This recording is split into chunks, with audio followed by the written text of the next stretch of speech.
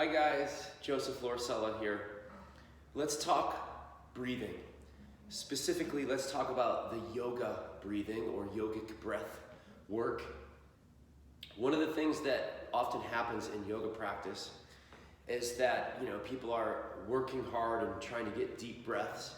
And as we try to do that, sometimes what happens is the accessory muscles engage.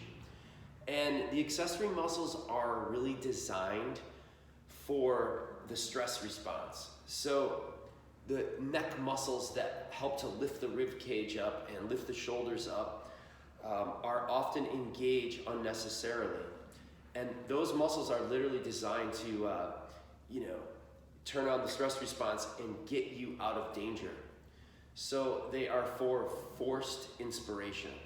So if you're in your practice and you're taking deep breaths and these muscles are engaging along the throat to lift the rib cage up, you could be continuing a pattern that is potentially increasing the stress response. There might be a pattern that is inducing tight muscles of the neck and shoulders.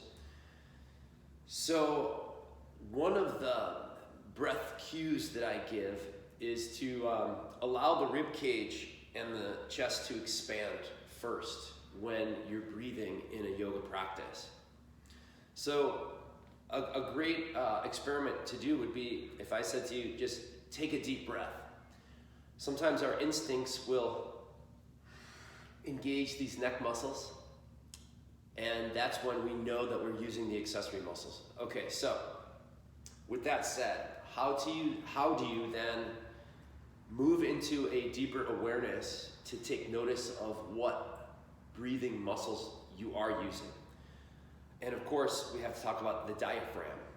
The diaphragm muscle is a very unique muscle because it actually contracts on the inhalation. So, and as well, the diaphragm muscle also is a mushroom shaped, and it actually attaches onto itself. So it's very unique in that way. Maybe perhaps the most unique muscle in the human body besides the heart. So when that muscle engages, the rib cage naturally lifts and it creates space in the thoracic cavity for the breath to move into the lungs automatically. It's kind of a misnomer that we're actually sucking air into the lungs. What we're actually doing is creating space, a cavity in the lungs so that the air flows in naturally. So one of the ways to practice this is to take one hand on the chest and one hand on the belly, and you've probably seen people do this before.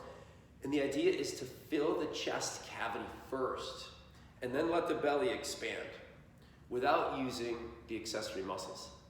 So you might try that, and that might be your whole yoga practice for 5 minutes, just doing that.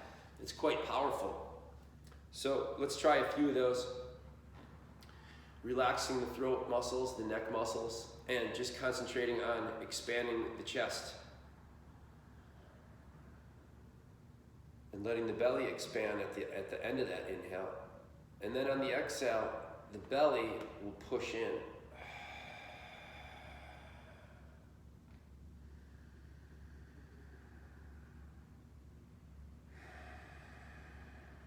One of the ways that you know you're doing this in the correct way or the right way is to go on the inhalation, the hands will move apart from one another as the chest lifts. And then the belly engages on the exhale, and the hands float back together. Another way to look at this is that the breath moves top to bottom on the inhale, bottom to top on the exhale, but also it moves in this direction, front to back, and also side to side.